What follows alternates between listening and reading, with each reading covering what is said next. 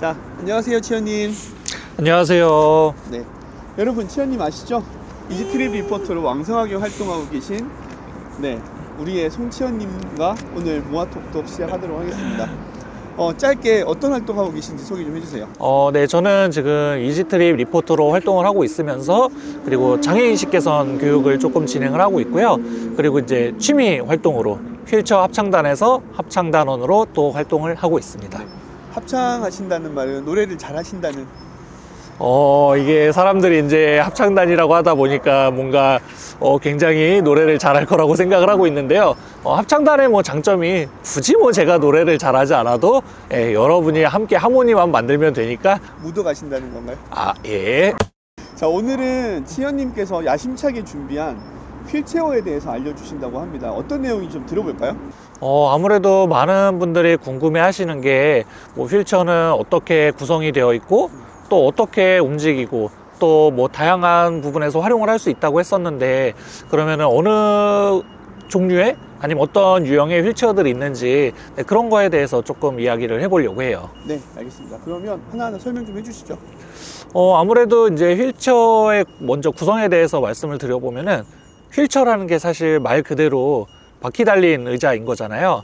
그래서 앞바퀴 2개, 뒷바퀴 2개 보통 이렇게 구성이 되어 있고, 그리고 의자에 앉을 수 있는 시트가 구성이 되어 있는 그런 모습이라고 생각을 해주시면 될 것 같고요. 그리고 보면 이제 앞에 쪽에 이제 이 브레이크라는 게 있는데, 사실 브레이크라고 하다 보니까 사람들이 그러면 그게 속도를 조절해 줄 수 있는 브레이크야? 뭐 이렇게 물어보시는 분들도 있으시더라고요. 그런데 그 브레이크는 이제 속도를 조절해 줄 수 있는 브레이크는 아니고요. 고정을 시켜줄 수 있는 그런 브레이크라고 생각을 해주시면 될 것 같아요. 그러면 고정한다는 거는 어쨌든 속도를 줄이는 브레이크는 없다는 거네요? 간혹 가다가 이제 보호자분들이 휠체어를 뒤에서 밀어주실 때 우리 자전거 브레이크처럼 이제 잡을 수 있는 그런 브레이크가 있는 휠체어도 있거든요. 그래서 뭐 그런 거는 사용할 수 있겠지만, 그렇지 않고 이제 혼자 보통 휠체어를 밀고 계시는 분들은 본인의 이제 손이 브레이크가 돼야 되는 거겠죠. 네, 그래서 손으로 이제 바퀴를 조금 잡아서 그렇게 브레이크를 활용을 하고 있다고 생각해 주시면 될 것 같아요. 그러면 막 손이 더러워지거나 뭐 위험하거나 그러진 않나요?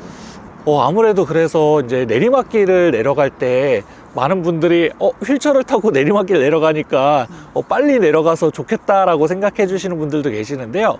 사실 휠체어는 속도가 빨라지기 때문에 결국 손으로 브레이크를 잡아야 된다고 했었잖아요. 그러다 보니까는 이제 경사로를 내려갈 때에도 손으로 속도를 조절해야 되다 보니까 뭐 손에 잘못하면 화상을 입게 되는 경우들도 있으시고요.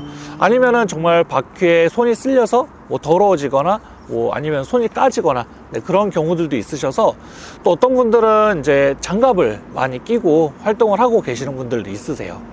제가 제 소개를 할 때 잠깐 말씀을 드리지 못했는데, 저는 지금 손가락도 잘 사용하지 못하다 보니까 아무래도 손바닥을 이용해서 휠체어를 밀어야 돼요. 근데 손에 땀도 나지 않는 그런 특성 때문에 아무래도 저는 장갑을 끼고 있어야지만 휠체어를 미는 게 조금 수월해서 저는 휠체어를 밀을 때는 항상 장갑을 끼고 이렇게 활동을 하고 있습니다. 휠체어가 종류가 되게 많더라고요. 그쵸. 그러니까 뭐 이제 뭐 예를 들면 생긴 모양 말고도 뭐 수동, 전동, 장비가 많이 달려 있는 그쵸. 휠체어도 있고, 조금 몇 가지만 소개해 주실 수 있나요? 뭐 간단하게 말씀드릴 수 있는 거는 그냥 가장 크게는 수동 휠체어와 전동 휠체어로 나눌 수 있고, 이제 전동 휠체어 같은 경우에는 아무래도 조이스틱으로 운전을 해야 되는 거잖아요. 그런데 이제 만약에 손도 잘 사용하지 못하시는 분들은 뭐 이렇게 고개를 이용해서 이제 휠체어 조정을 한다든지, 아니면 호흡 같은 거를 이용해서 조정을 한다든지, 그렇게 이제 운전을 할 수 있는 그런 휠체어도 나와 있고요. 그리고 아무래도 수동 휠체어를 타시는 분들 중에는 뭐 다양한 활동을 하시는 분들도 계시잖아요. 뭐 스포츠 활동을 하신다든지, 아니면은 무슨 다른 뭐 취미나 여가 활동을 하신다든지, 그러한 분들을 위해서 또 다양한 스포츠 휠체어도 지금은 만들어져 있어서, 그래서 뭐 육상을 할 때 탈 수 있는 휠체어, 아니면은 뭐 휠체어 농구를 할 때 사용할 수 있는 휠체어, 그리고 만약에 뭐 수영을 즐기시고 싶으신 분들은 물에 들어갈 때 아무래도 일반 휠체어를 타고 들어가기는 조금 어려우신 분들도 있으시니까, 그런 분들이 뭐 해수욕장이나 물 속에 들어갈 때 사용할 수 있는 그런 휠체어도 이지트립 제주도 편을 확인해 보시면은 아마 확인을 해보실 수 있으실 겁니다. 역시 이지트립 리포터 나오시네요. 네. 엄청 비싼 것도 많더라고요. 아, 그쵸. 그래서 사실 휠체어, 그러면은 휠체어 얼마예요? 라고 물으시는 분들도 사실 계시는데, 이게 천차만별이기는 해요. 그리고 이제 휠체어가 자동차랑 좀 많이 이제 비교가 되는데요. 이제 옵션이라고 해서 다양한 옵션에 따라서 이제 휠체어 가격이 많이 달라지죠. 그래서 수동 휠체어 같은 경우에도 뭐 저 같은 경우는 이제 뒤로 넘어지는 걸 방지하기 위해서 뒤에도 이제 보조바퀴가 달려 있는 경우도 있거든요. 그래서 그런 옵션이라든지 뭐 이런 다양한 그런 것들을 통해서 휠체어 가격이 굉장히 많이 나뉘는데, 수동 휠체어 같은 경우에는 물론 저렴한 것도 있겠지만 기본적으로 아마 제가 생각하기에는 거의 대부분이 500만 원 이상의 휠체어를 타고 계실 것 같고요. 그리고 만약에 전동 휠체어 같은 경우에도 아까처럼 조이스틱을 사용하지 못하시는 분들은 또 다양한 것들을 달아야 되잖아요. 그래서 그런 것들을 달게 되면은 뭐 1000만 원에서 2000만 원까지도 가는 경우가 있죠. 네. 그래서 자동차랑 많이 비교가 되는 것 같아요. 네. 아니 그럼 지금 타신 것도 500만 원? 그쵸. 제가 지금 타고 있는 휠체어도 기본가는 300만 원이지만 거기에 이제 이런저런 옵션이 붙다 보면 너무 비싼 거 아닌가요? 네. 근데 뭐 어차피 다리라서 어쩔 수 없이 이용을 해야 되지만, 그래서 저희 이제 우리나라 같은 경우에도 정부에서 조금 지원이 되고는 있어요. 그래서 뭐 건강보험공단에서 심사를 통해서 휠체어 이제 조금 지원이 되고 있는데, 그 지원 금액이 이제 한 100만 원 정도밖에 되지 않다 보니까 그거는 조금 현실에서 조금 어려운 부분이긴 한 것 같아요. 네. 그래서 5년에 한 번씩 지원을 받을 수 있어요. 근데 그 5년에 한 번이라는 게 결국은 내가 타고 있는 휠체어가 망가져서 5년 뒤에 교환을 할 때 그때만 이제 지원이 되는 거지, 아니면은 그냥 내가 5년 동안 휠체어를 타고 있는데 또 지원을 받아야 되겠다, 뭐 이런 건 아닌 것 같더라고요. 그러면 그 말은 거의 이제 휠체어를 한번 타면 5년 정도 쓴다는 말인 것 같은데. 그쵸, 네. 그러면 평생에 휠체어를 여러 대를 사야 된다는 거잖아요. 만약에 조금 외부 활동이 적으시는 분들은 그래도 좀 오래 타시겠지만, 그렇지 않고 이제 외부 활동을 많이 하고 계시는 분들은 아무래도 휠체어가 조금 만약에 망가져서 정말 5년에 한 번씩 휠체어를 바꿔야 된다. 그러면은 그분들은 결국 평생 동안 휠체어를 타셔야 되는데, 그러면은 진짜 한 10번 정도, 만약에 어려서 장애를 가지게 되시는 분들은 최소 10번 이상 휠체어를 바꿔야 되면은 그 비용도 사실 만만치 않은 것 같아요. 네. 이게 뭐 타이어만 교환한다든지 부품만 교환하는 건 가능한 건가요? 네, 아무래도 이제 이런 건 또 이제 자전거랑 좀 비유가 되는데, 보통 뒷바퀴는 이제 타이어로 되어 있고 공기를 주입해서 이용을 하다 보니까 그런 부분은 뭐 타이어 펑크가 나거나 하게 되면 이제 소모품이니까 교환은 가능하죠.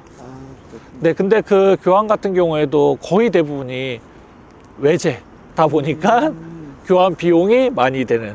그래서 국산차보다 외제차가 이제 수리를 할 때 돈이 많이 나오는 것처럼 휠체어도 거의 대부분이 외제거든요. 그러다 보니까는 이제 이런 교체 비용이나 그런 부품에 대한 비용이 많이 나오는 건 사실인 것 같아요. 아직은 외국 제품이 뭐 기능적으로 더 좋다 보니까 많이 이용을 하고 계시는 것 같아요. 네. 혹시 챗 GPT에 뭐 휠체어의 미래 이런 거 쳐보신 적 없으세요? 챗 GPT가 사실 저랑 잘 대화를 안 하려고 하더라고요. 그래서 뭐 이렇게 직접 뭐 검색을 하거나 채팅을 해보진 않았는데, 아무래도 저도 휠체어에 관심이 많다 보니까 여러 부분에 대해서 이제 찾아보려고 노력을 하는데, 아무래도 이제 사람들이 휠체어 하면은 일반의 선입견이 있잖아요. 저분은 장애인이구나, 아니면은 또 휠체어는 뭐 다 저렇게 타고 다니는구나, 뭐 이런 선입견이 좀 많이 있다 보니까 요즘은 이제 휠체어 자체도 미관적으로도 많이 좀 변경하려고 하고 있는 것 같아요. 그래서 뭐 미래지향적으로 바뀐다든지, 아니면은 뭐 휠체어를 타고 다니시는 분들이 본인이 이제 휠체어를 약간 커스터마이징을 한다라든지, 뭐 이렇게 해서 휠체어를 이용하시는 분들도 많이 계시더라고요.